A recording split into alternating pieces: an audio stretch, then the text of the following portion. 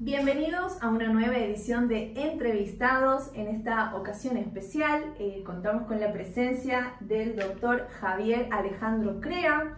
Él es, por supuesto, abogado, especialista en diversas áreas del derecho constitucional, derechos humanos, ambiental, derecho antártico. Es además vicepresidente de la Asociación Iberoamericana de Derecho, Cultura y Ambiente, bueno, entre otras especialidades que maneja, que ahora vamos a conocer un poco más. Muchas gracias por recibirnos y bienvenido a nuestro espacio, Javier. Por favor, un gusto. Gracias, Ariana, Brian, a los dos. La verdad que es un honor que me estén visitando, que estén viniendo a nuestra casa, así que un placer. Y para servirles lo que necesiten. Bueno, Javier, comenzamos con un poco de vos. ¿Sos de acá? ¿Sos porteño? Soy porteño, soy más viejo en la profesión de lo que normalmente la gente supone. Este año estoy cumpliendo ya 30 años trabajando en esta oficina. A los 16 años ya trabajaba con mi padre acá. Por suerte falleció pocos años después, así que agradezco haber empezado en ese momento. Épocas de máquina de escribir y de otro tipo de trabajo y de ejercicio profesional, pero que me sirvió para hoy. Cumplo 47 años dentro de unos días. Mira. Y estar desde los 16 trabajando me hace, dentro de todo, en una edad promedio, no tan grande, tener unos cuantos años de experiencia. Sí, Ahora llega a ser los 47. Lo que es ir visitando, ¿no? Esto bien, te agradezco el elogio. Tal cual. Javier, contanos un poco, a ver, porque acá como abogados te debo decir que te dedicas y te especializas en áreas del derecho poco comunes, quizá desconocidas para muchos, sobre todo para los que recién arrancamos y decimos, derecho antártico. Vamos. ¿Existe un derecho antártico? Bueno, un día nos levantamos a 4 o 5 de la mañana y charlando con mi socia por teléfono fue, che, tenemos que registrar esto. Así que como rama del derecho tiene pocos años, nos toca ser los pioneros, esa es una realidad, pero vamos por partes. A ver, vos dijiste, haces un montón de cosas. Sí, yo soy de base constitucionalista, esa es mi base, y desde constitucional, como todos saben, se te van abriendo distintos panoramas. El constitucionalista toca un poco de cada cosa. Tal cual. Entonces, desde constitucional y por el trabajo que se fue dando, me fui vinculando con cuestiones ambientales. Las cuestiones ambientales me llevaron a distintos lugares del mundo que me dieron muchas satisfacciones en investigaciones que pudimos realizar, en conocer, y desde ese espacio conocí lo que era la Antártida desde lo jurídico. Vamos a investigar un poco, a ver cómo se relaciona la Antártida con las cuestiones ambientales. Sí. Eso nos hizo pensar, bueno, ¿de quién es la Antártida? ¿Quién la administra jurídicamente? ¿Cuál es la situación de la Antártida? Desde ese espacio es que fuimos trabajando esto, lo fuimos investigando y terminamos siendo, junto con la doctora Berretino, mi socia y coautores del primer tratado en derecho antártico en el mundo. Nos llena de orgullo ese tratado. Argentina lo llevó a una reunión consultiva del Tratado Antártico, en la que lo mostró como doctrina en la materia. Eso fue vinculándonos con las autoridades nacionales en el tema y con autoridades en general latinoamericanas, de quienes manejan los programas antárticos de Latinoamérica. Hoy estamos capacitando varios de esos programas antárticos latinoamericanos.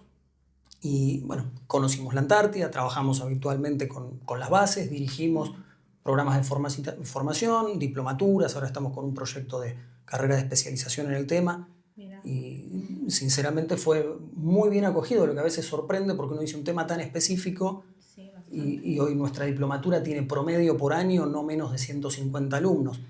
O sea, despertó interés, porque también es ese un desafío, ¿no? ¿Cómo le decís al joven abogado que quiere especializarse y que se interese por algo tan puntual, tan específico? Hoy estamos trabajando mucho con abogados, pero también tenemos mucho personal del que ejerce actividades antárticas. Tenemos muchos militares, mucha gente de lo que es Servicio Meteorológico Nacional, por ejemplo, mucho personal de la salud que pretende ir a ejercer allá en las bases antárticas. Y hoy nuestros alumnos, aproximadamente el 50% de los que tenemos, cursan desde la Antártida. Ellos, todo esto se cursa online, y lo que sí notamos es mucho interés a nivel federal. Habitualmente nuestros alumnos, de esos 150, tenemos por lo menos de 20 provincias, lo cual está bueno porque nos permite tener la mirada desde los otros lugares y nos muestra que hay un interés genuino, no solo en un lugar quizás específico, porque a veces hay provincias que uno no las relaciona con la Antártida. Vos decís Patagonia, bueno, Antártida lo puedo relacionar. Sí. Tenemos normalmente muchos inscriptos de Jujuy y Salta. Mira, del norte. Eso mucha gente de Neuquén también, mucho de Mendoza, de Misiones. Entonces es muy, muy repartido y eso está bueno porque lo que te muestra es un interés nacional en la cuestión antártica. Excelente. Dijiste que fuiste a la Antártida, vas periódicamente, ¿cada cuánto? ¿Cómo fue tu primera vez en la Antártida, pisando un lugar tan frío? Fui a llevar un oficio. ¿Hace frío? Fui a llevar un oficio, no es cierto. No es cierto. La realidad es que cuando vos estás trabajando determinados temas se te van abriendo puertas. Y tuvimos la suerte de que gente muy generosa, en ese momento el ex comandante conjunto antártico, un general de brigada, Edgar Calandín, lo entrevistamos en relación a la investigación que estábamos haciendo y él nos dijo: para hacer las cosas bien, ustedes tienen que ir a la Antártida y les tengo que mostrar cómo se hacen las cosas. La cancha. Él un día dijo: nosotros invertimos en ustedes. Y es real, porque en definitiva el Estado, representado por él en su momento, tomó la decisión de decir: vengan, hagan todo el movimiento que hace un militar o un científico para ir a la Antártida. No nos llevaron de vacaciones, nos subieron a un Hércules, viajamos con ellos, con la ropa que usan habitualmente, dormimos en el espacio en que duermen ellos, nos mostraron las bases y nos dijeron: esto se hace así, esto se hace así, esto de otra manera, y nos dieron plena libertad para escribirlo como a nosotros nos parecía. O sea, fue: critiquen, digan, llévennos la contra, pregúntenos. Nos asistieron mucho y en eso, por eso digo, fueron muy generosos. Hoy hay gente con la que dirigimos esta diplomatura y fuimos aprendiendo mucho. La realidad es que no fue un viaje ni dos, terminaron siendo más. Y ahora, con un cambio de autoridades que hubo, bueno, esos viajes se redujeron un poco y también es una cuestión lógica, pero es una constante, y si no somos nosotros parte de todo un equipo, porque hoy somos un equipo muy grande en esta cuestión antártica. Nuestro cuerpo docente está en números de alrededor de 30 docentes, que es mucho. O sea, es una cátedra importante.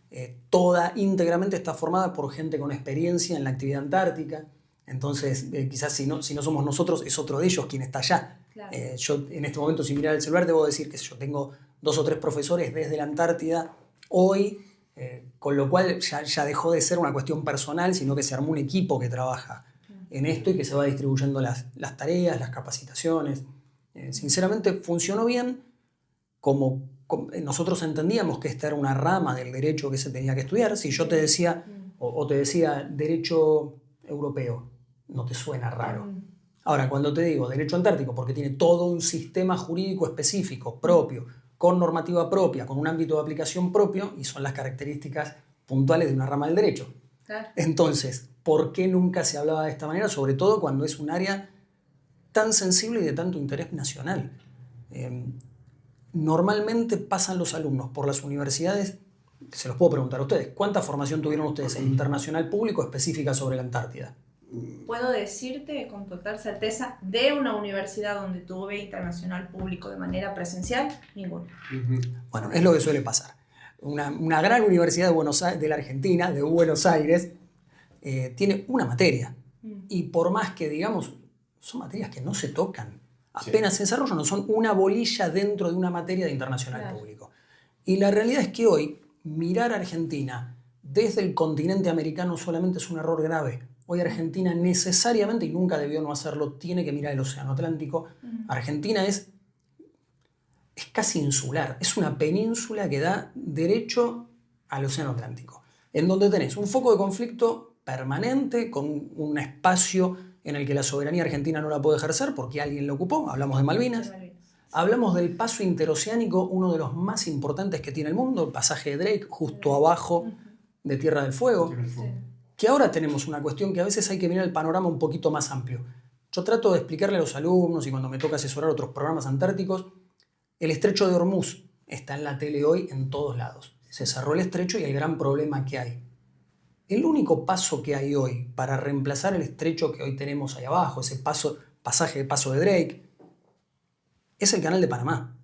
Y el Canal de Panamá es otro espacio lleno de conflictos que en algún momento podrían darse. Entonces, dependemos solo del Canal de Panamá. Hasta hace un tiempo, cuando no estaba, era este paso. No es casual que los británicos estén en Malvinas. ¿Por qué están los británicos en Malvinas? Por ese paso. igual que están en Gibraltar. Entonces, ¿lo vamos a mirar y lo vamos a asumir o vamos a dar por hecho que el Tratado Antártico y este sistema congelan absolutamente todo? ¿Vamos a analizar la zona como un espacio de posible conflicto algún día o vamos a mirar para otro lado diciendo, como está el Tratado Antártico, eso no va a pasar? La Antártida es paz y ciencia. No es cierto. La ciencia es una herramienta geopolítica de poder que abre las puertas a quien está dentro de la Antártida o no. Y el nivel de ciencia, el nivel de tus programas científicos en la Antártida hoy te permite dar opiniones y tener fortaleza a la hora de discutir qué pasa en la Antártida. Y ahí entramos nosotros. La Argentina tiene 13 bases en la Antártida, 7 permanentes, 6 temporarias. ¿Eso le da poder efectivo realmente? ¿O hoy Argentina es un país periférico a nivel antártico en la toma de decisiones? Sí, ¿qué incidencia, qué rol cumple en esa mesa Argentina? Claro. Eso, ¿Cómo se posiciona Argentina? Lamento decir algo. Históricamente Argentina tiene mucho peso. Hoy, en una mesa de discusión, no lo tiene. ¿Por qué? Porque cuando vos te quedás, charlábamos, bueno, fuera de cámara hace un ratito, cuando vos te quedás en tus viejas glorias, yo entiendo, hay un esfuerzo enorme y trabajamos con ellos todos los días, por eso lo reconocemos. Los militares realizan un esfuerzo inmenso en la Antártida, los científicos que van a la Antártida realizan un gran esfuerzo con muy poco, porque la verdad que Argentina es un país muy pobre en la Antártida, con muy poco recurso económico, que le destina todo lo que puede, pero es hasta ahí, y con eso hace todo lo que se puede hacer. Digo, sostiene una cantidad de bases impresionantes. Ahora, la investigación científica argentina es de nivel, tiene esa jerarquía como para sentarse en las mesas de discusión donde hoy se toman las decisiones. Lamentablemente no. Corre por cuenta de Javier Crea esto. Claro, no, por pero, supuesto. Pero, a ver, por más que autoridad pongamos, o sea, se le pone tanto esfuerzo en algo en que uno dice, estamos consiguiendo los resultados que necesitamos, sobre todo sabiendo que ese lugar es un lugar en el que hay tantos intereses de por medio, la verdad es que no da esa sensación. Nosotros tratamos de formar a la gente, a nuestros alumnos, para que egresen sabiendo la importancia del lugar y sabiendo cómo se administra y sabiendo cuáles son los términos de poder. Porque hoy yo puedo enseñar de la Antártida, que es blanca, que es linda, prístina y todo lo demás. Eso lo puedo ver en Discovery, lo puedo ver en National Geographic. La realidad pasa por otro lado. La realidad pasa por intereses británicos en el lugar muy fuertes, intereses de otros países muy fuertes en esos lugares. ¿Y qué hace Argentina en relación a eso? Nos van a decir el Tratado Antártico suspende toda la conflictividad y todo lo demás. Estamos de acuerdo. Pero por eso vas a relajarte y vas a decir, y bueno, entonces esperemos que esto siga y que todo siga igual, porque el resto de los estados que están ahí no lo ven de esa manera. Entonces somos nosotros los que tenemos que asumir que el rol tiene que ser otro, tiene que ser más protagónico y que hay que empezar a trabajar en temas un poco más profundos. Argentina tiene que llegar a las reuniones consultivas del tratado con papers, con investigación. Hoy la ciencia es poder, no es solamente amor al arte, a la investigación, es poder. Poder a la hora de discutir y poder a la hora de influir en la toma de decisiones de esas reuniones. Eso es el espacio que Argentina tiene que trabajar. Con un problema central que hoy vemos en la administración antártica, que no lo estoy descubriendo yo, es un planteo general, no tenés una administración centralizada. Hoy la Antártida tiene una autoridad, por decirlo de alguna forma, bicéfala, por más que nos digan que no, Cancillería, que maneja determinados temas, y por otro lado el Ministerio de Defensa, que maneja todo lo que es la cuestión territorial, la logística. La ciencia la determina, por decirlo de manera muy genérica, Cancillería, la Dirección Nacional del Antártico, el Instituto Antártico Argentino, que con muchos años y con mucha experiencia desde un lugar, y por el otro las Fuerzas Armadas, que son las que administran otra cuestión. Las cabezas bicéfalas nunca dan un buen resultado. Y eso es lo que hay que en algún momento analizar, centralizar y modificar para que esto que tenemos funcione mejor y no cada uno desde su espacio, quizás dando lo mejor que puede, pero sin una centralidad y sin una mesa real en la que, che, ¿qué estamos haciendo? ¿Qué es lo mejor que podemos hacer? ¿Y cómo aporto yo y aportas vos de manera conjunta? Esa cuestión bicéfala hace un poquito más complicada la administración. Los aburrí ya mucho, ¿no? No. Es un tema totalmente interesante. ¿Quién debería, para vos, a tu criterio, a título personal, encabezar? ¿Quién estaría más preparado? Sin ninguna duda, Presidencia de la Nación. O sea, esto debería ser una dependencia, una secretaría directa de Presidencia. O sea, que hoy tenemos cuestiones que que no están bien. Hoy tenés provincia de Tierra del Fuego, que es quien tiene, voy a decir, el dominio. Hoy la Antártida Argentina y las Malvinas son parte de la provincia de Tierra del Fuego. Ahora, ¿puede ejercer esa autoridad? No. Después hablamos de cuándo se provincializó, de qué forma. Entonces ahí tenés una pata. Por otro lado, las decisiones a nivel internacional y el que fija la política antártica nacional, Cancillería. Bien. Y por otro lado, el que ejecuta la logística, que es el Ministerio de Defensa. Claro. Todo eso es un gran lío. Esta doble cuestión debería depender directamente, a nuestro entender, ¿no?, de Presidencia de la Nación a través de una secretaría puntual dependiente de manera directa de Presidencia. Como hay otras. Y de esa forma tenés un interés nacional importantísimo dependiendo con una sola cabeza, centralizado y que pueda trabajar mejor. Es una opinión personal y en general de la cátedra, del grupo de trabajo nuestro. Claro. ¿Vos decís que esto es posible o por qué será que no pasa? ¿Por qué no pasa? Bueno, cuando vos tenés algo repartido, hay menos controles, tenés menos supervisión de determinadas cuestiones. Entonces, no toques lo mío, yo no toco lo tuyo. Para hacer reestructuraciones tan importantes, lo que necesitas son mesas en las que se discuta de verdad y en las que discutamos intereses. Por ejemplo, hoy la Nación toma para sí o tiene para sí cuestiones en la Antártida que en realidad ya no le corresponden. Desde que se creó la provincia de Tierra del Fuego, la provincia de Tierra del Fuego tendría que tener determinadas autoridades. Ahora, el interés nacional tan superior en relación a la Antártida obvia lo que es el federalismo. El federalismo es constitucional. Si el dominio originario de los recursos naturales es de Tierra del Fuego, voy a dar un ejemplo tonto, la evaluación de impacto ambiental de lo que se hace en la Antártida la debería hacer Tierra del Fuego. Claro. Y eso está absorbido por el gobierno nacional a través de la DNA. La DNA en este momento no va a estar muy contenta con lo que yo estoy diciendo acá. Ahora, ¿cuándo vieron ustedes que el gobierno nacional transfiera competencias? En general no se hace. Lo que manejo yo. Me van a decir, pero el Tratado Antártico es un tema internacional. Todos los tratados son internacionales y la aplicación es conforme a tu ordenamiento interno. Exactamente. Entonces, doy un ejemplo. Si queremos hablar de ambiental, el Acuerdo de Escazú lo discute Nación. El tratado, se discutió en el Congreso. Se dijo, yo lo apruebo acá, el gobierno nacional ratificó, la aplicación es local. Claro. Entonces tenemos cuestiones en las que hay que subir, y lo digo, soy abogado y soy porteño, no soy de Tierra del Fuego, claro. Pero digo, Tierra del Fuego tiene que tener un papel mucho más protagonista, mucho más protagónico en toda esta cuestión. Entonces a veces tenemos que asumir que la redacción de las cosas que hacemos, una ley que provincializó Tierra del Fuego y la Antártida, claro. Quizás la redacción no fue la más afortunada si lo que el gobierno nacional pretendía era mantener el control absoluto de lo que se hace en la Antártida. Hoy Tierra del Fuego te administra el docente que va a la escuela que está en Base Esperanza. Lo cual es contradictorio, porque en definitiva, si la escuela sí te la dejo administrar, ¿por qué no me dejas administrar otras cosas? Después va a venir otra discusión. ¿Tiene Tierra del Fuego recursos para...? No los tiene seguramente. Pero bueno, por lo menos dejen que Tierra del Fuego se siente a opinar en la posición que le corresponde por ley. Así que bueno, son distintas cuestiones que hay que ordenar. Creo que la Administración Antártica necesita un análisis mucho más profundo, mucho más centralizado.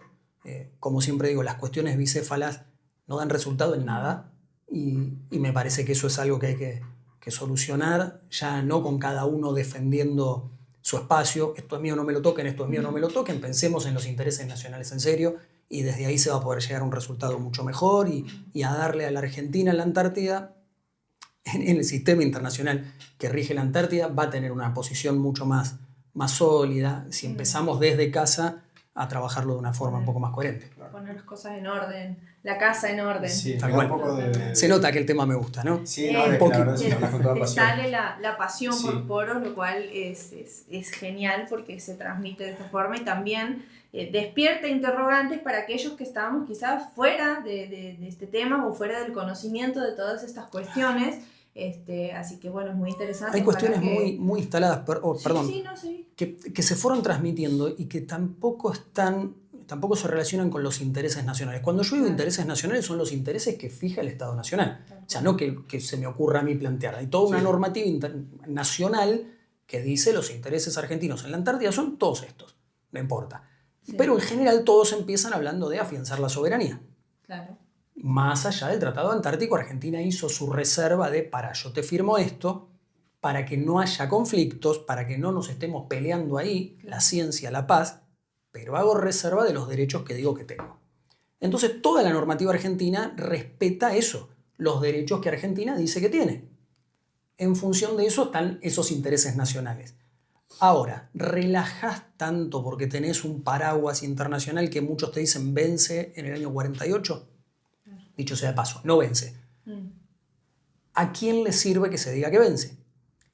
La explotación de recursos mineros, minerales en la Antártida. Prohibida, te dicen, hasta el 48. No dice eso el tratado. Yo sé que parece tonto que me esté metiendo con algo técnico, pero hablemos de poder. Si yo te digo que esta prohibición de ir por los recursos vence en el 48, cuando llegue el 48, el público en general, ¿qué te dice? La prohibición vence en el 48, veremos cómo se discute. Claro. No dice eso el tratado. No tiene vencimiento ni el tratado, ni la prohibición. Se hace un poquito más fácil la forma de reformarlo, nada más. Entonces, cómo el discurso también va instalando y va llevando en contra de determinados intereses o en favor de determinados otros intereses. ¿Qué va a pasar cuando alguien diga, che, hay recursos naturales ahí que necesitamos, vayámoslos a buscar? Claro. ¿Lo vamos a analizar como una posibilidad? ¿Vamos a esperar que la cuestión explote algún día y que alguien quiera ir por eso y llegar tarde? Claro. ¿O mejor estudiamos mucho ahora y analizamos para ir ya pensando qué se podría hacer? Totalmente, es tomarlo también como una herramienta de prevención de muchas cuestiones. Tal cual. Pero es cierto que está instaurado eso del vence en el 48, ¿no? Eso sí está instaurado. Es la primera pregunta que en cualquier entrevista me hacen. ¿Y de dónde sale el plazo? Hay un protocolo ambiental que se firma en el 91 y entra en vigencia en el 98. A los 50 años ese protocolo se puede reformar un poquito más fácil. Nada más. No era un vencimiento, ni mucho menos. De hecho, es muy complicado también el proceso de reforma a los 50 años. ¿Qué se hizo? Se instaló que eso iba a caer. Vemos gente muy importante hablando cuando en el año 48 llegue la revisión profunda del tratado. El tratado no tiene vencimiento, no tiene fecha de revisión, no tiene nada de eso. O sea, hablamos solamente de esta cuestión ambiental y tampoco es que llegue una revisión. Es que a partir de aquel momento, en vez de pedirse estas mayorías, se piden estas otras. Nada más. O sea, lo estoy haciendo súper sencillo, sí, ¿no? Pero bueno, esa es una cuestión y hay que interpretarla desde lo que es. Son cuestiones de poder. ¿A quién le sirve que determinadas restricciones de, vamos a decir, explotación en vez de aprovechamiento de recursos naturales sea un poquito más laxa en aquel momento? Si yo ya te voy metiendo en la cabeza que en ese momento se va a empezar a poder hacer, cuando llegue el momento la discusión va a ser mucho más fácil. Sí. Porque la oposición va a ser mucho menos. Y más cuando vos desde tu propio lugar ya lo estás dando por asumido. Hoy cuando uno escucha gente de lugares muy importantes a nivel nacional, funcionarios que sostienen eso, o ves publicaciones que te hablan de eso, decís, che, ¿qué pasó acá? Y en realidad lo que pasó se entiende muy fácil, hay que leer y estudiar. O sea, el Tratado Antártico tiene 14 artículos, el protocolo tampoco es una cosa de locos. Tenés que leer, hay que leer y hay que estudiar. Y no repetir. Hoy cuando uno ve las publicaciones, muchas, voy a hablar de la página de Cancillería tiene errores, la página del Comando Conjunto Antártico tiene errores graves, hablan de la suspensión de los reclamos de derechos soberanos por 40 años. Entonces, ves barbaridades que decís, ¿qué pasó acá? Claro. Y es simplemente que se van repitiendo los errores sin estudiar. Sí, pero no creo que sea casual, no que sea un mero error, sino quizás la instalación de esas ideas responda justamente a estos intereses que vos decís. O digamos otra cosa, digamos que se ocupan de tantas cosas que quizás hay pequeños detalles. A mí me gusta empezar las clases diciendo, bueno, yo empiezo mostrando algunas placas, o cuando voy a alguna conferencia en Argentina muestro placas en las que digo, bueno, a ver, esto dice la gente de una determinada fuerza. Y esto está mal. Entonces le pregunté al comando, ahí un poquito más arriba, vamos al comando operacional o al comando, al Estado Mayor Conjunto, y les muestro un error más grave. Bueno, entonces serán los militares los que no saben, vamos a Cancillería. Y ahí me encuentro con errores tan graves publicados o peores.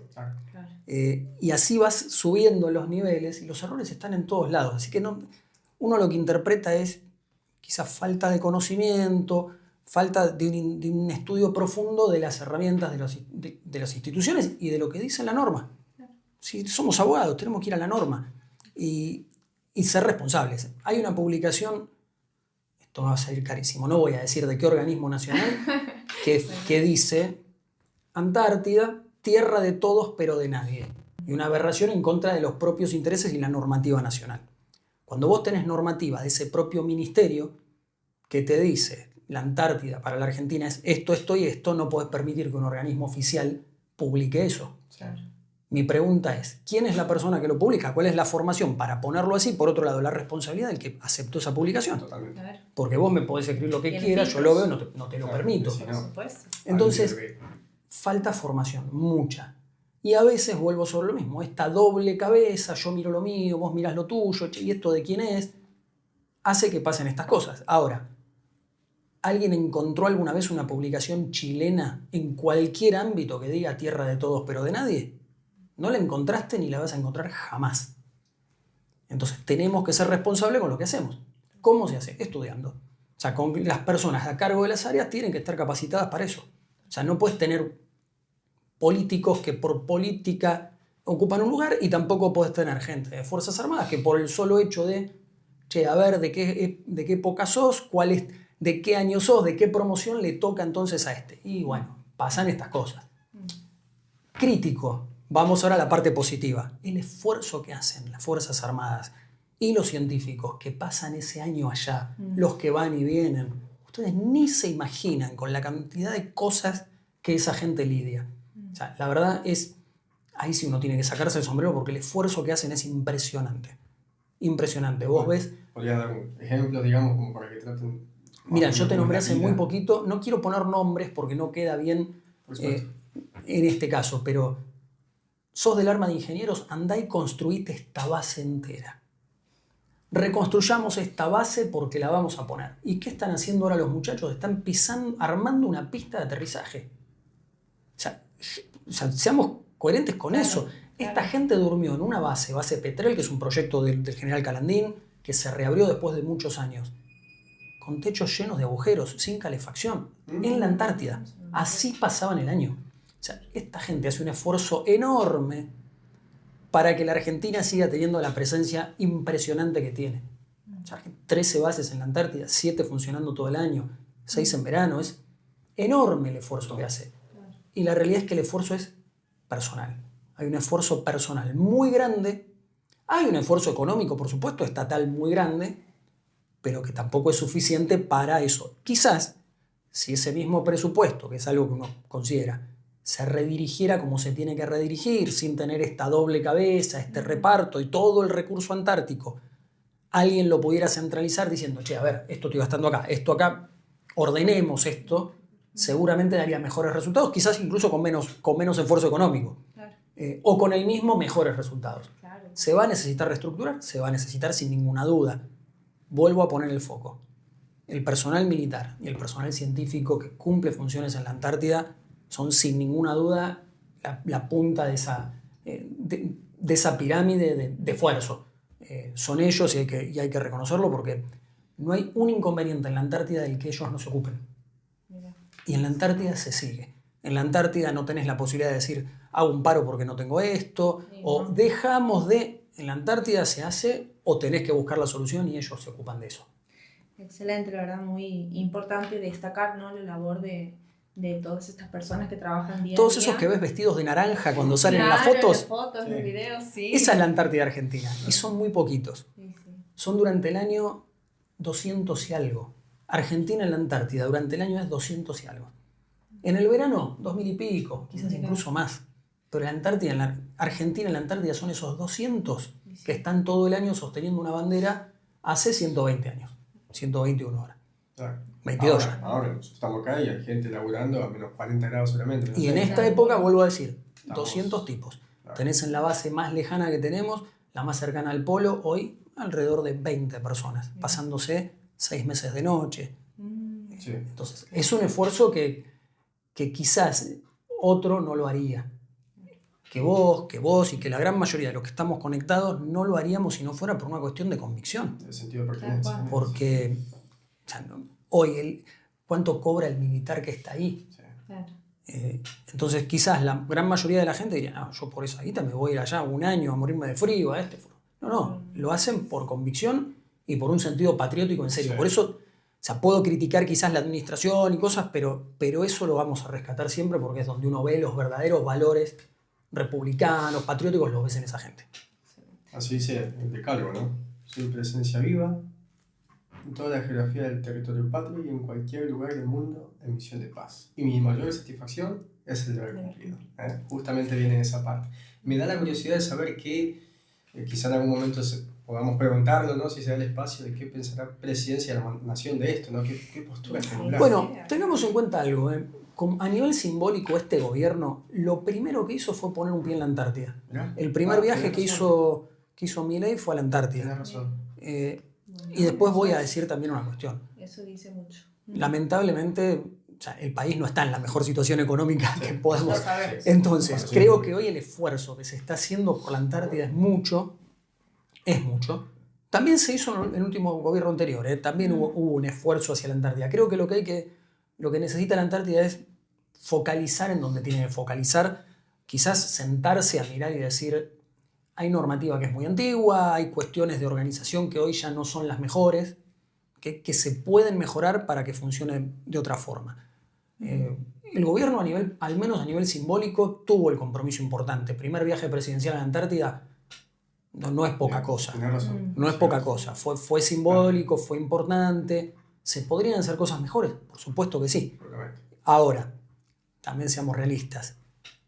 En todo lo que la nación está reordenando o haciendo, ¿es la Antártida prioridad? La sábana es corta siempre. Sí. Entonces, ¿hasta dónde me va a dar y a dónde voy a apuntar? ¿Qué voy a hacer? ¿Voy a cumplir? A mí me toca hablar de esto, pero digo, en los temas, ¿cuánto sale el paquete de comida en el supermercado o qué hacemos en la Antártida? No es tema tampoco de la agenda, de la gente. O sea, no está en la agenda pública. Si yo te pregunto, vos me vas a decir mil cosas, la inseguridad, la economía, esto, y allá abajo, si de milagro viste algo en la tele, te vas a acordar que la Antártida existe. Javier, cuando estuve leyendo, ¿no? sobre todas tus publicaciones, que vi que tenés varios libros y muchos artículos sobre los temas estos en los que vos te especializás. Hay uno que vi hace poco, que justamente creo que fue el 26 de abril, que se cumplieron 40 años de la catástrofe de Chernobyl. Tenés un libro al respecto y tenés varios artículos y demás. ¿Qué nos podés decir sobre la cuestión de Chernobyl? A ver, yo vi la serie, ¿viste esa miniserie? Bastante cercana. Lo ves como, sí, tremendo. Bastante cercana a la realidad, en gran parte. Exactamente. Y detrás de cámara, nos dijiste que cuando fuiste a Antártida sentiste frío, pero cuando fuiste a Chernobyl sentiste más frío y no puedo creer que hayas estado ahí, así que quiero que nos cuentes un poco eso y sobre todo la tesis central, si se quiere, de tu trabajo con respecto al tema de Chernobyl. Y preguntas como, ¿fue un accidente? Simplemente. Nada que se pueda evitar, ya frase trillada, todo lo que se puede evitar no debería ser considerado un accidente. Chernobyl de ninguna manera fue un accidente. Eso no fue un accidente, fue algo que sucedió y que iba a suceder ahí o en alguna otra base, ya me quedé con la Antártida, o en alguna otra de estas plantas nucleares necesariamente, porque pongamos en contexto, plena Guerra Fría, año 80 y pico, está bien, con una Unión Soviética en decadencia, pero ¿por qué la Unión Soviética en su momento necesita esa cantidad de plantas de energía nuclear? ¿Por qué generar energía? Porque tengo que ser competitivo con ese otro lado del mundo. Occidente, Estados Unidos, por allá, yo tengo que competir. Para competir, producir, para crear, para tener energía, para tener poder, ¿qué necesito? Energía, necesariamente. Sin energía no puedo hacer todo lo otro. Entonces, ¿qué hacemos? Plantas de energía nuclear. Energía nuclear con determinadas, vamos a hacerlo muy sencillo, ¿no? Pero vos tenés que tomar todas las precauciones que puedas con algo tan riesgoso como eso. Cuando tu foco de atención está puesto en otro lado y cuando el Estado es el partido, acuérdate que soy constitucionalista, los dos. Claro. Entonces, partamos de eso. Sí, cuando el Estado está roto, cuando vos no tenés un Estado democrático normal en el que tenés elecciones periódicas, en el que se llega con distintos cargos en función de elecciones, el mejor, o por lo menos el del partido mejor para esto es el que va llegando después que van renovándose las autoridades y todo lo demás. No vamos a definir la democracia. La Unión Soviética no era eso. El Estado era el partido. Entonces, un lugar en el que un zapatero puede llegar a ser una autoridad nuclear, tenés problemas graves. Y volvemos sobre lo mismo. Cuando no tenés al mejor en los mejores lugares, o por lo menos a lo mejorcito que puedas conseguir para esos mejores lugares dentro de la gente de tu confianza, porque esa también es otra. El Estado Nacional no pone al mejor, sino que pone por lo general el mejorcito que tiene para esos lugares cuando no es con el que tiene que cumplir por el favor político. Ministerio de Ambiente actualmente sigue siendo un ministerio que normalmente se entrega a, bueno, a démosle. Tuvimos un ministro de Ambiente hace poco que dijo, yo de ambiente no sé nada, pero soy una persona ética.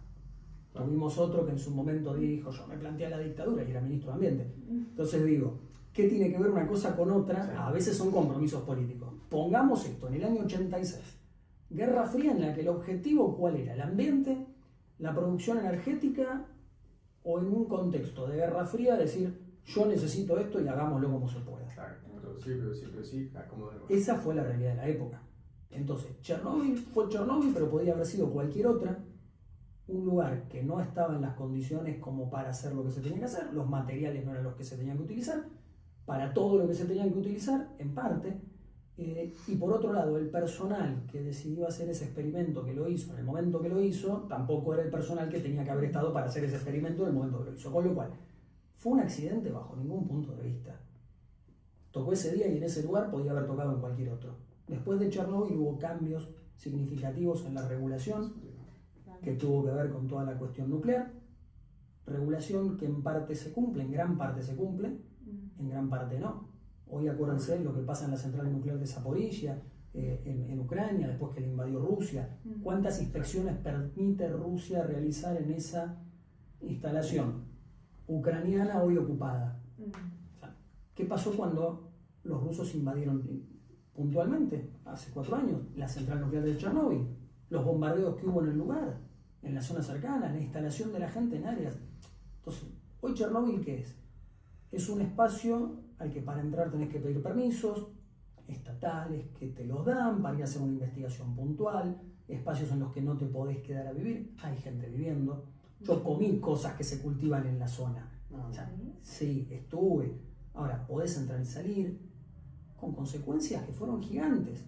Hoy tenés todo un área de exclusión muy grande, muy cercana a Kiev.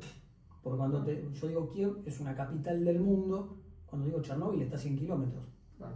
O sea, está más lejos Chascomús de Buenos Aires que Chernóbil de acá, claro, de Kiev. Claro. Esa es la realidad. Entonces, hoy vos te juntás con la gente en Kiev y en gran parte de Ucrania, y la gente lo que te dice es, por ejemplo, yo no tuve hijos porque tengo miedo o tenía miedo de que salgan mal. O sea, mi papá falleció de esto, mi hijo tuvo esto. O sea, es un trauma que convive el día de hoy. Está bien, fue algo tan terrible que no hay lugar en el mundo al que no haya llegado, aunque sea un mínimo de la radiación de allá. Vuelvo sobre el contexto. Un país que apuntaba solamente a una cuestión, que ocultó la información, en dónde estuvieron los derechos humanos en esa época. Claro. Yo tengo derecho a saber, un espacio que no trasladó a la gente en el momento, no les dieron pastillas de yodo contra la radiación. A la gente le dijeron, después, che, vengan, súbanse a estos micros, vuelven dentro de 3 días, nunca más pudo volver. Claro. Hoy, uno lo ve con la mirada, ni siquiera esa gente se pudo llevar sus mascotas. O sea, imagínate, no sé si vos tenés mascota o si vos tenés mascota. Sí. Esa fue la realidad de la época. Claro. La situación se ocultó, no se comentó. Esa nube radiactiva que el viento fue llevando hacia el oeste y el norte, rebotó contra los Alpes, volvió, siguió subiendo. En Suecia un día dijeron, día siguiente, che, estamos detectando que acá nos está llegando esto, ¿qué pasa? Si los suecos no lo hubieran detectado desde allá, hubiéramos seguido esperando que la Unión Soviética dijera, tuve este problema, porque reconocer un problema era debilidad. Claro. Entonces, en esa confrontación, Occidente y Oriente, y esa Unión Soviética, era reconocer, che, tenemos este problema. Sí. ¿Cuánto dicen los medidores Heiser? ¿Qué decían? Los tipos tenían medidores chiquitos. Vamos a medir la radiación que se soltó. Llegó al tope. ¿Cuánto dice? Doy un ejemplo. 10. No, pero no era 10. Era el máximo que esto medía. Claro, era el máximo. Entonces, así se trabajó. Así se trabajó. ¿Había planes de contingencia? No, explotó el reactor y lo mandaron a los bomberos a apagar el fuego con agua. O sea, se hizo todo lo que no se tenía que hacer, se hizo. ¿Cuánta gente murió? Muchísima más de la que se dice. Lo que pasa es que si vos en un registro oficial decís la que murió en el momento, los que murieron 10 años después. Claro. O sea, los que tuvieron las malformaciones después, 30 años después, todo eso no se sigue contando. Claro. ¿Quiénes fueron los responsables? Poquísimos. A nivel jurídico, nada. Eso también, ¿no? Estamos preparados, quizá el mundo o los organismos quizás internacionales para responder frente a una cuestión así. Bueno, acuérdense hace poco lo que pasó en Irán, o sea, los planes nucleares, o sea, hoy volvemos a hablar de estos temas, por eso era tan importante lo de los 40 años de aquello. Claro. Y volvemos a hablar de esa fragilidad democrática de la que venimos hablando. O sea, cuando el interés no está en mantener las instituciones y los controles, sino en esos objetivos de, y yo tengo que tener poder. El poder, siempre se habla en términos de poder, pero bueno, mínimamente hay estructuras como para que ese poder no termine siendo un peligro para todos los demás. Chernobyl fue consecuencia de esa pelea de poder. Hoy mirar Chernobyl desde la mirada del accidente nuclear, no es un accidente nuclear, fue un acontecimiento nuclear, una catástrofe nuclear que se dio por irresponsabilidad de los que manejaban el lugar. O sea, necesariamente, en otro ámbito no se hubiera dado. Claro. Vos dijiste que hubo cambios a partir de esta catástrofe en materia como ambiental a nivel mundial. ¿Aprendió el mundo? ¿Qué queda por aprender? El problema es que el mundo aprende de lo que, en gran parte de lo que en el momento le conviene aprender o decir que aprendió. Yo sé que suena mal a veces tirar determinadas frases, pero Estocolmo 72 está ahí puesta como la gran referencia en cuestiones ambientales. Y yo te digo, no deja de ser un gran fracaso exitoso. El fracaso más exitoso de todos, Estocolmo 72. Mirá, hoy los indicadores ambientales son todos malos. Pero seguimos hablando de Estocolmo 72. Entonces digo, pasaron 50 años. ¿Los resultados cuáles fueron? ¿O fue un gran fracaso que parece que fue un gran éxito? No sé. Y vamos a otra cuestión que sí me gusta tocar mucho. Esa doble vara en los controles, ¿no? O doble vara sobre las opiniones. Según quien lo hace está bien, según quien no, lo vamos a atacar. Yo te digo, Chernobyl, ¿produjo cambios? Sí, en la normativa internacional, sí. Ahora, hoy, escuchás mucha gente planteando, che, lo que está pasando en ese lugar no se puede hacer. Se estuvieron bombardeando al lado de Chernobyl. Sí. Ese es un sarcófago peligrosísimo. Totalmente.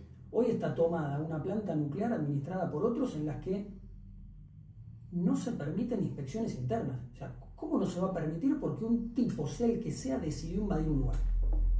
O sea, hay cosas, entonces vos decís, aprendimos, sí, pero ¿en qué área se aplica? En las que las democracias son sólidas.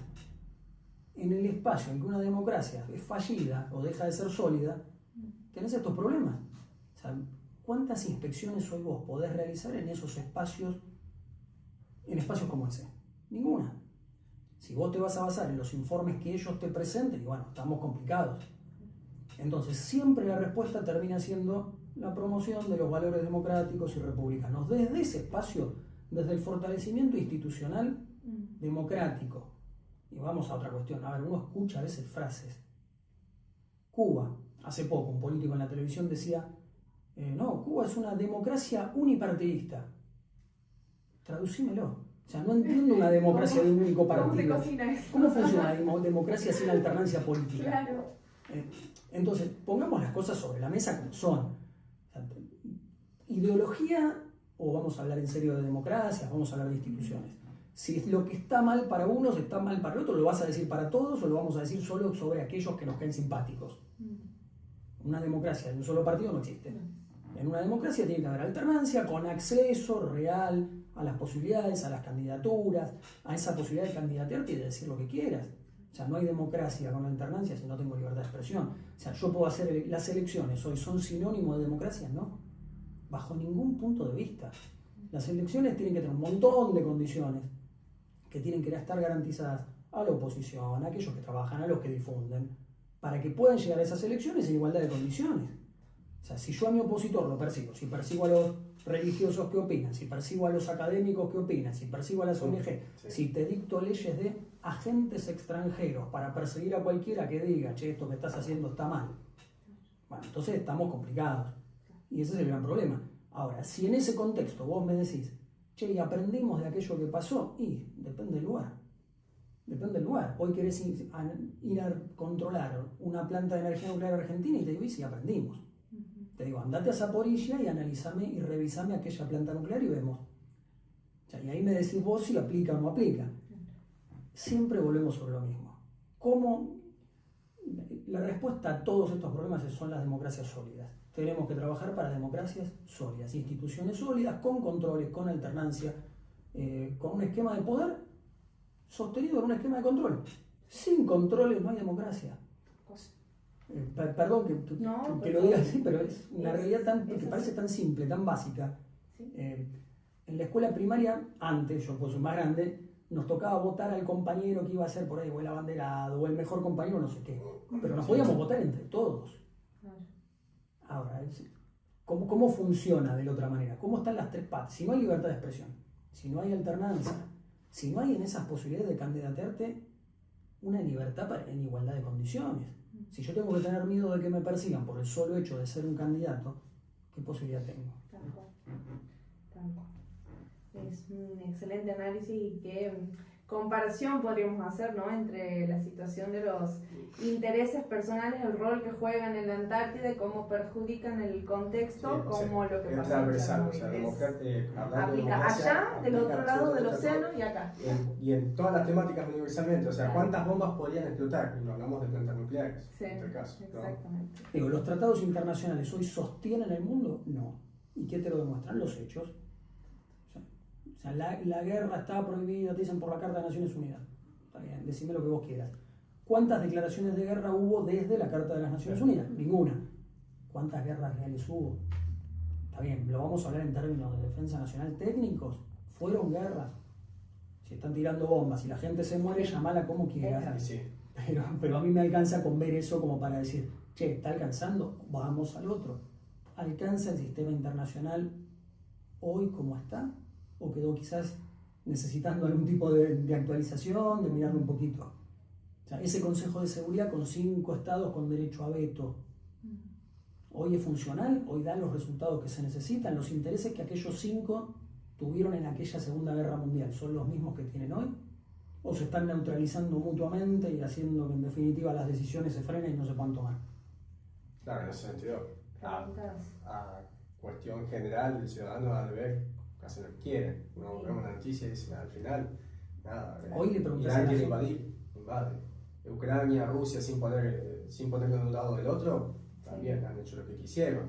Y así se sigue dando. O sea, en ese sentido no es que se respeta mucho el derecho internacional y todos los tratados, los pactos de no... Y entonces estás llegando a algo que parece utópico, pero vos tenés que fortalecer en valores. O sea, quizás lo que tenés hoy lo tenés medio perdido, complicado, ya con otro tipo de ideas. Tenés que fortalecer en valores. Los chicos, la educación tiene que ser en valores democráticos y republicanos. O sea, hoy necesitas que los que el día de mañana tomen las decisiones sepan estas cosas, que las lean, que las vean, más allá de determinados intereses. Siempre se trata de valores, siempre. Es algo que quizás me van a escuchar decir, a veces aburro planteándolo desde ese lugar, pero yo tuve un profesor, el tipo fue constitucionalista a nivel nacional, perdón que lo diga así tan sencillo, ¿no? Provincial y municipal. Es Antonio María Hernández, diputado en todos los órdenes que se les ocurra. Él fue un tipo importantísimo. Y él un día dando una clase vino con una frase súper sencilla que me dejó marcado. De hecho, en mis palabras de autor, las primeras de este libro, lo pongo. Él dijo, ser constitucionalista, quizás con otras palabras, no es qué rama del derecho vamos a ejercer, es cómo nos vamos a plantar frente a la vida. Y eso me dejó pensando, porque es una realidad. A ver, decís que sos constitucionalista ¿por qué? Porque llevás expedientes entre la corte, o porque todo lo vas a mirar desde esa óptica. Che, pará, la Constitución está primero, las normas están primero. Y creo que eso a mí me marcó muchísimo. Por eso en general trato de relacionar todo lo que hago dentro de ese marco, tratar de llevarlo. A veces uno lo puede transmitir, otras veces no. A veces parece utópico. A veces uno se va de espacios en los que, che, me hubiera ido mucho mejor si acá me hacía el tonto y miraba para otro lado. Pero bueno, son realidades y son posturas ante la vida. Antonio María Hernández, que por eso lo vuelvo a nombrar, él me dejó esa enseñanza muy clara y se lo agradezco sinceramente, porque es algo que cuando lo escuchás decís, tiene razón el tipo. O sea, no puedes ser constitucionalista según el lado de la ideología que te conviene. Un constitucionalista debería pensar, se dictaron un DNU sobre esto. No, ¿para qué dice el DNU? No, antes de eso, ¿por qué un DNU? O sea, ¿por qué no sale con una ley común? Claro. ¿Por qué un DNU? ¿Por qué un DNU? A eso voy. Es cómo te plantás frente a la vida. O sea, si vas a decir que sos, mínimamente respetá eso que estás diciendo que sos, empezá por vos y si así empezamos, bueno, tratemos de transmitirlo de la misma forma.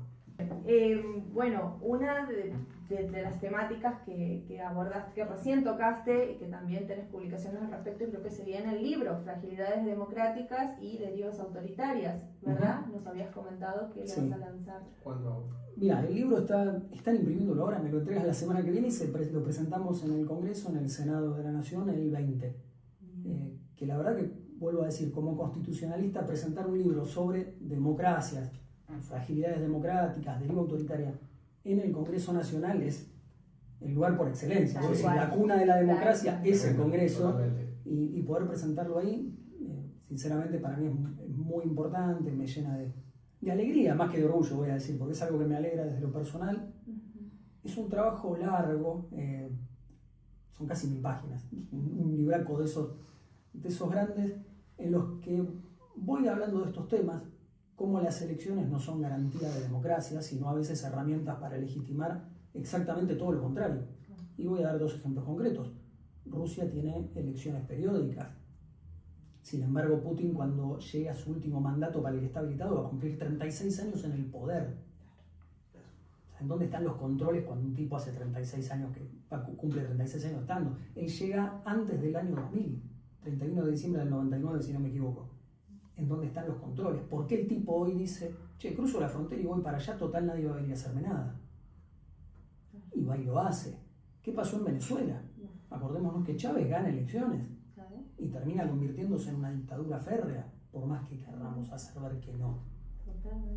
Cuba tiene elecciones, como dijo ese político, de partido único. Sigo esperando la definición de la democracia de partido único, pero no importa.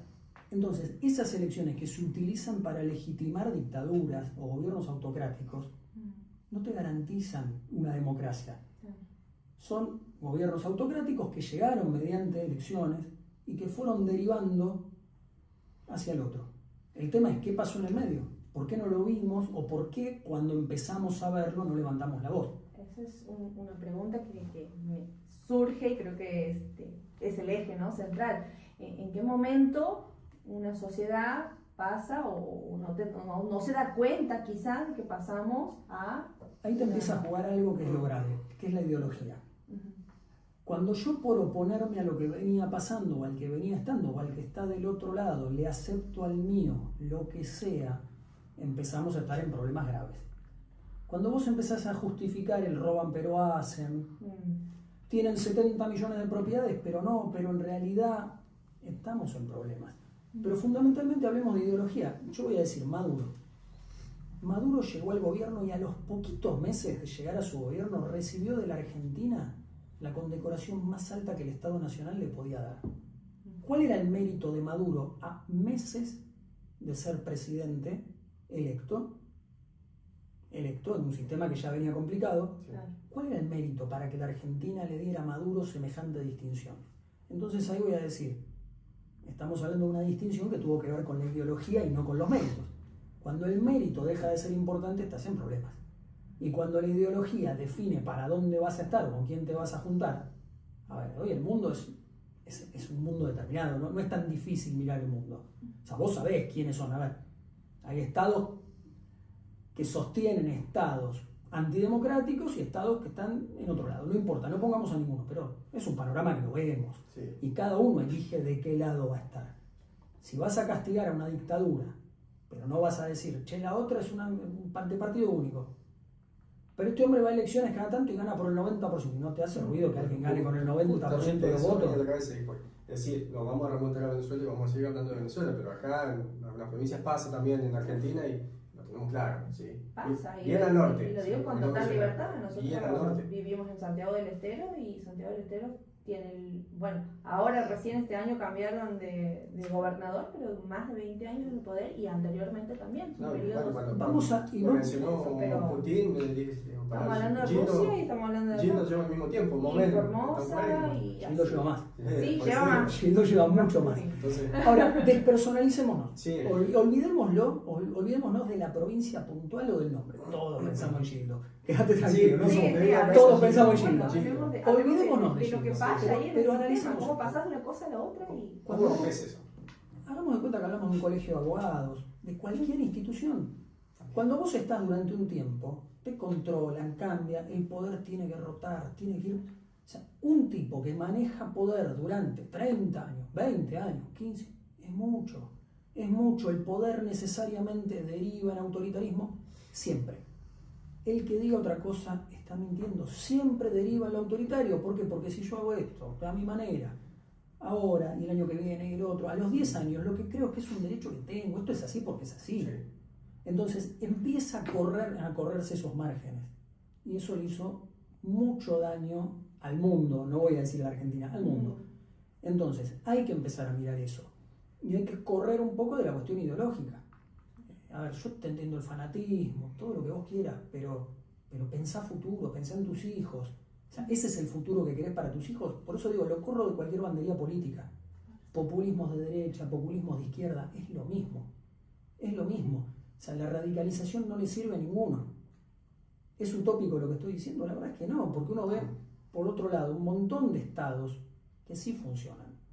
Entonces tenemos que empezar a ver una realidad y tenemos que empezar a analizar ya no quién dice las cosas, sino lo que están diciendo. Porque si no, lo que hacemos es debilitar constantemente un sistema democrático sumamente frágil. O sea, la democracia argentina no es una democracia consolidada, ni mucho menos, es una democracia nueva, entre comillas, frágil, que tuvo un montón de derivas en los últimos años, hacia un lado, un poquito hacia el otro. Entonces, tenemos que empezar a educar más en valores democráticos, tenemos que empezar a ser más coherentes. Tenemos que ser coherentes. Y en el blog de ustedes pueden poner un pip si yo digo, nos tenemos que bancar que nos es preferible, a ver, si te pero por lo menos tratemos de mantener la coherencia. De última, dentro de un par de años, alguien elegirá y dirá, che, ¿sigo con este tipo o no sigo? Sí. Claro.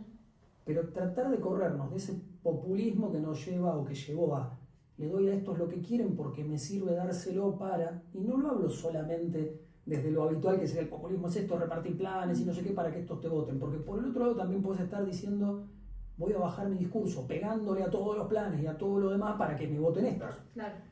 Entonces, hay que pensar en serio, hay que tener ideas, no ideología.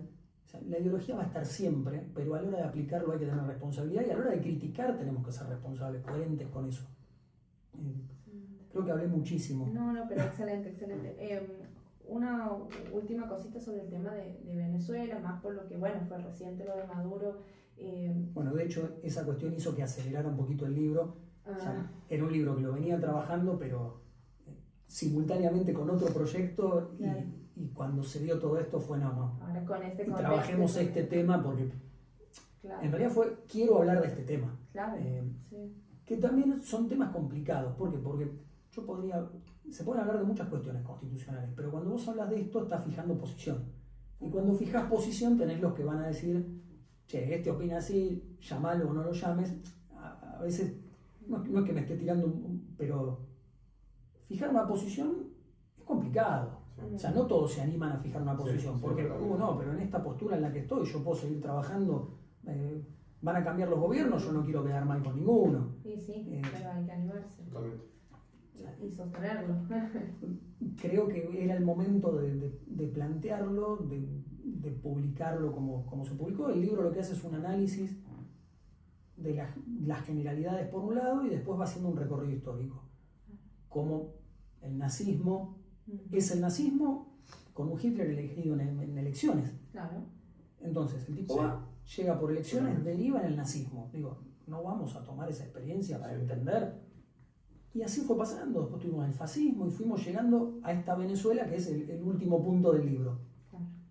Que no quiere decir que no haya estados que tienen fragilidades, porque también hablamos de otro montón. Aparece Estados Unidos mencionado ahí también. O sea, siempre en un grado mayor o menor tenés esas cuestiones. Lo que tenemos que hacer es no dejarlas pasar.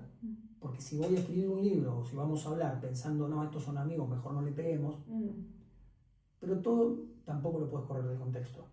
O sea, hay fragilidades por todos lados. Ahora yo veo, por ejemplo, organizaciones de derechos humanos y están muy bien, te plantean qué es lo que está pasando en El Salvador. Dicen, no, porque Bukele, las cárceles, esto y otro.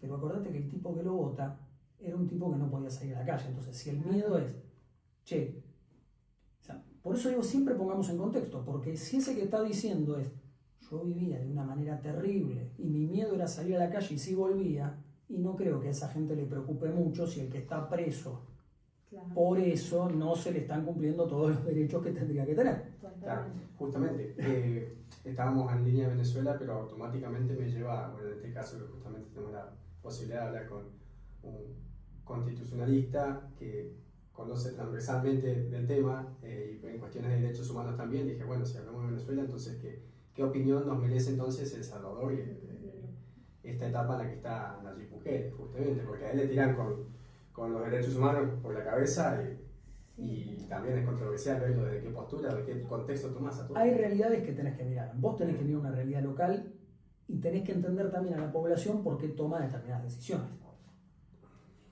Hay momentos en que cuestiones se radicalizan porque se entiende que en ese momento es lo que necesita y la propia población lo pide. El límite, y hay que tener cuidado, porque la población te puede pedir, pero el límite tenés que ser vos, que sos el que tiene el poder. Tampoco le vas a pedir a la población que salga a la calle cada vez que. Entonces, uno tiene que autolimitarse. No te podés pasar de rosca porque el objetivo sea bueno. El fin no justifica los medios en ninguno de los casos. Entonces, tenés la normativa que te pone los límites, respetala, que para eso está. Después discutimos en una mesa de café si estamos de acuerdo o no con determinadas cuestiones, que ese es otro tema. Ese es otro tema. Ahora, si vos le preguntas a la población en general de ese país, te van a decir, me siento mucho más tranquilo cuando mi hija sale a trabajar a la mañana, sabiendo que lo más probable es que vuelva a mi casa, que en otra situación. Entonces también hay que poner las cosas en contexto, siendo crítico de todo lo que haya de ser crítico.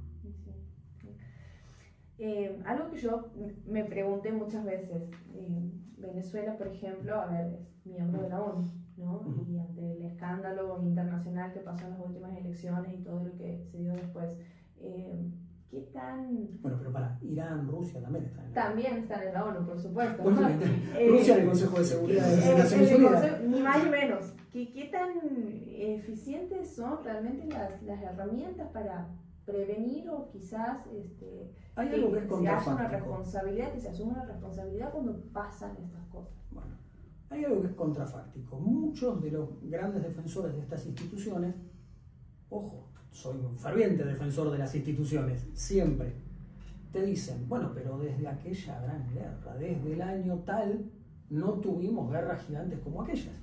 Entonces todas estas instituciones fueron efectivas. Esa es una mirada.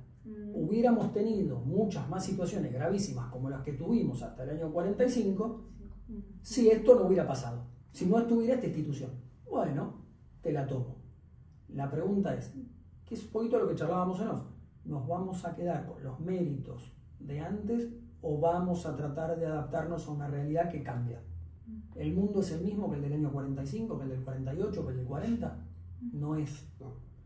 Entonces eso lo tenemos que tener en cuenta. Hoy, ¿son suficientes esas instituciones? Hoy los que toman las decisiones, seamos realistas, esas instituciones también tienen los que tienen el poder y los que no lo tienen, los que levantan la mano para declaraciones que son declaraciones y nada más, o los que toman las decisiones. ¿Esos que toman las decisiones tienen todos los mismos intereses? No da la sensación de que tengan los mismos intereses. En otra época tenían un interés común que era ganar esa segunda guerra. Ganaron esa segunda guerra. Hoy, estos 5 tipos, estados, ¿tienen los mismos intereses entre ellos? El mundo no estaría como está si tuvieran los mismos intereses. Lamentablemente no, y por eso se neutralizan. Eso se corre a todos lados. ¿Querés que te lo lleve a la Antártida? ¿Qué pasa en la Antártida con toda esta cuestión? ¿Por qué si Rusia propone algo los demás le votan en contra y en la Antártida es por consenso? Con que uno solo diga, che, no estoy de acuerdo, aunque ganes por todos los votos de los demás, no se puede hacer. Y al revés, Rusia te frena todo lo de los demás frenan todo lo de Rusia. Entonces digo, en un mundo en el que no estamos todos de acuerdo, quizás hay sistemas que hoy no son efectivos. Y va a haber que pensarlo mucho más. Seguramente no soy yo el especialista para eso, pero hay que empezar a analizar ideas y cuestiones. Hoy si me decís, ¿qué te cambia una declaración de la ONU que dice que el ambiente tal cosa, cuando sale votada por ahí por una cantidad impresionante de gente y sin embargo un Estado dice te vuelvo a esta represa para inundar todo esto? Exactamente. Y entonces, ¿hablamos de declaraciones o hablamos de poder? Siempre hablamos en términos de poder. Soy, creo, de los abogados de lo más realista que pueda haber. Soy totalmente realista. O sea, bien del realismo, vengo del realismo y lo veo así, todo lo voy a ver en términos de poder, pero por el otro lado, digo, tengamos un poco de coherencia. O sea, al menos tratemos de conseguir nuestros objetivos desde la coherencia. Si decimos que esto está mal, digámoslo para todos. Para todos. Tengo un capítulo en el libro en el que hablo puntualmente de eso, y decís, por ahí algunos se ofenden. Pero digo, si estamos todos coincidimos, las dictaduras están mal, ¿cuáles? Todas. Sí. Pero ¿es lo que vemos habitualmente? No. O sea, digo, China. Depende. China, siempre, ¿no? en China, China tiene un solo gobierno, el Partido Comunista, hace 70 años. O sea, las elecciones son elecciones internas del Partido Comunista. O sea, la gente tiene libertad de elegir. No. Entonces, no nos... Ahora, ¿nos gusta el gobierno estadounidense? Y la verdad, hay cosas que no me gustan, obviamente, pero bueno, ¿qué es lo que uno supone? Ahora tiene elecciones, yo creo que, no sé si las ganará o las perderá, por ahí en 2 años, pero ¿alguien puede decir que en 2 años Estados Unidos va a seguir teniendo el mismo gobierno que hoy? Claro, la verdad que no no. se puede saber. La verdad que no. La Revolución Cubana tenía objetivos que cumplir en su momento. Vamos a decir que sí. Yo no sé si estoy de acuerdo, no importa, pero digamos que sí. Me voy a poner en esa postura, digo, pobre Cuba, como venía, tuvo esto. Ahora, ¿cuándo le van a preguntar al pueblo si quiere seguir bajo esta situación o no? Digo, ¿qué necesita? ¿Una nueva revolución para salir de una revolución de hace 70 años? Sí. Digo, pregúntenle a la gente a ver lo que quiere. Porque si no, sigue siendo complicado. O sea, no quiero caer en cuestiones trilladas, pero la democracia es una sola. Ahora, tampoco podemos pretender exportar la democracia. La democracia no la exportás. No es que, no, ¿sabes qué? Te bajo con 18 tanques, vengo a las patas acá, me embarro, te mando los aviones, te vuelo todo y a partir de ahora sos democracia. Sí. No existe. No funciona así la democracia, no se exporta, no se traslada. La democracia la tenés que ir construyendo y la tiene que ir construyendo el propio pueblo en función de sus costumbres, su historia y todo lo demás. Por eso digo, tampoco el intervencionismo de decir voy a los bombazos y te libero de la... No va a pasar, o sea, no pasa. Y si querés sostenerlo así, tampoco va a ser una democracia porque vas a tener que estar en el lugar quedándote todos los años eternamente hasta que consigas que eso funcione. Trabajamos misiones de paz también, ¿lo viste? Sí, ¿Lo vieron? sí. Bueno, entonces ya me estoy metiendo en eso otro, operaciones Sí. para mantener, para restablecer la paz, todo lo que vos quieras. Pero la realidad es que la democracia no es exportable. Entonces vos tenés que fortalecer todo lo que puedas desde los espacios que puedas. Y de a poco se irán consiguiendo mejoras a nivel local primero, internacional después, participando y educando siempre, y teniendo coherencia.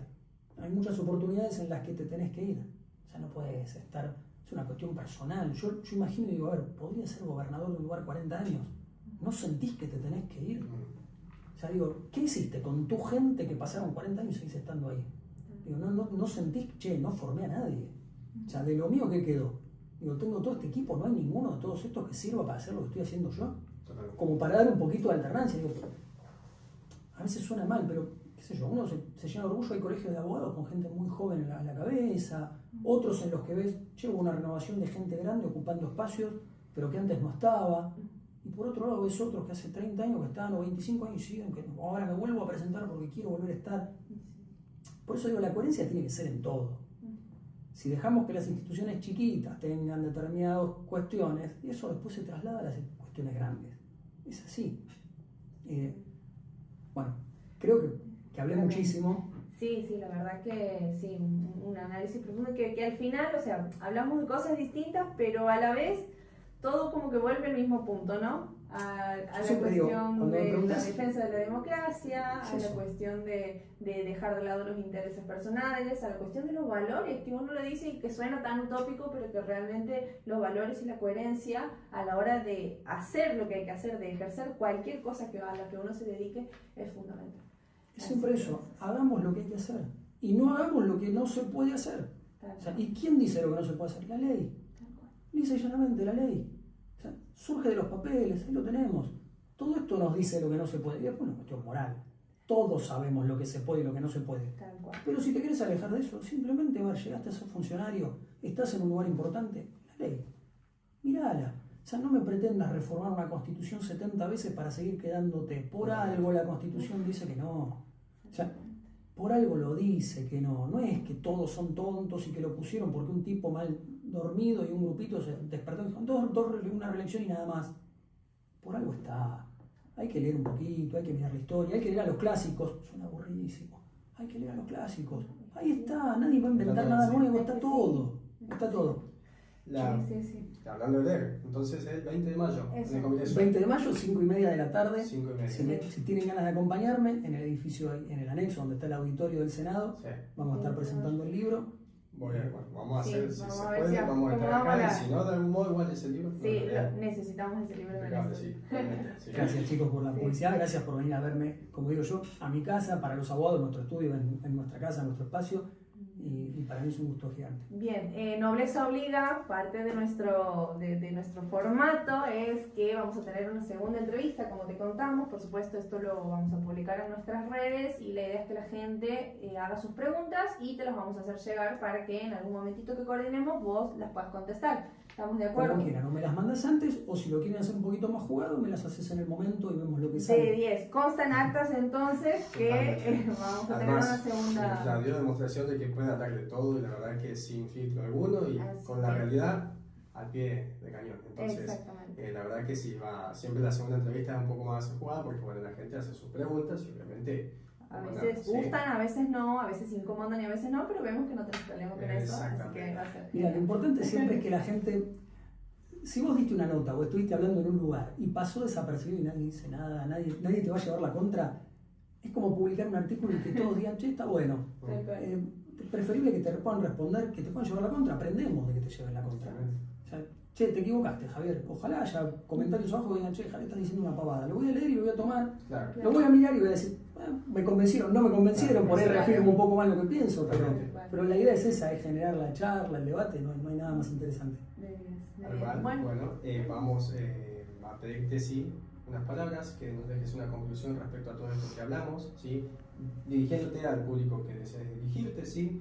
Hacia socios, a los argentinos como tal, al ciudadano que se encuentra en la Antártida ahora trabajando, al mundo. Vamos con algo más cortito y más muy amplio. Así que... Si les parece, lo hacemos con algo más corto y más sencillo. Nosotros estuvimos hablando hoy de un montón de cosas y en general hablamos de valores. No, las cosas se pueden hacer bien, no tenemos por qué hacerlas mal, más allá de los intereses personales. Digo, los objetivos podemos cumplirlos, podemos tener trabajo, podemos desarrollarnos, podemos crecer. ¿Qué espacio hay? El esfuerzo termina siendo la base para todo lo que hacemos. Sin esfuerzo, y difícil que te vaya bien. Laburá, levántate más temprano, hacé las cosas, pero siempre, básicamente, defendé tus valores. O sea, los valores, por eso insisto tanto, valores democráticos, valores republicanos y los valores personales.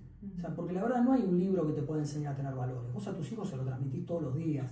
Si defendemos eso, si educamos en valores, vamos a tener un mundo mejor, una Argentina mejor, provincias mejores, municipios mejores. Si pensamos solamente en nosotros, en el, che, qué bueno que llegué acá, cómo consigo dentro de 4 años la reelección, cómo sigo colgado de este carguito, cómo si ahora soy ministro de esto, mañana me sostengo que sea como secretario de no sé qué. Apuntemos a... Demos lo mejor que podemos dar, que seguramente nos van a venir a buscar para que sigamos siendo o estando en determinados espacios. Y por otro lado, tratemos de opinar desde la convicción, desde lo que sabemos y no desde la ideología. No regalemos una gran medalla a un tipo que no tenía todavía los méritos para tenerla. No digo que lo tengo o no. Bueno, no los tengo, no importa, corren por mi cuenta. Pero digo, hagamos las cosas por lo que corresponde y no por lo que ideológicamente sentimos. Si vemos que algo está mal y lo hace un amigo y digámosle, che, está mal. Y eso lo estoy pasando a la cuestión del Estado. En el Estado tenemos amigos, los Estados son amigos de otros Estados. Che, te estás equivocando, no es por acá. Denunciémoslo, digámoslo. O sea, no es necesario quedarse siempre. O sea, una señal de madurez es poder cambiar la opinión. Che, yo me llevaba bien con pero lo que está haciendo no va. O sea, lo podemos decir. Y sin embargo, incluso tus votantes te van a entender lo que estás diciendo si se los explicás. Si vas y sos claro con el discurso. Sí, creo que es eso. Mantengamos una línea, respetemos los valores en todos los sentidos y seguramente va a funcionar mejor nuestra vida personal y la vida política y el desarrollo profesional. Excelente. Muchísimas gracias, Javier. Por favor, gracias más que por un gusto. compartir con nosotros y gracias por recibirnos acá en tu espacio. Les pido disculpas por haber hablado tanto. Les No, agradezco yo. no, Tienen las puertas abiertas cuando quieran y Claro. charlamos por el medio que les De parezca. 10, de 10. coherente. Gracias a todos.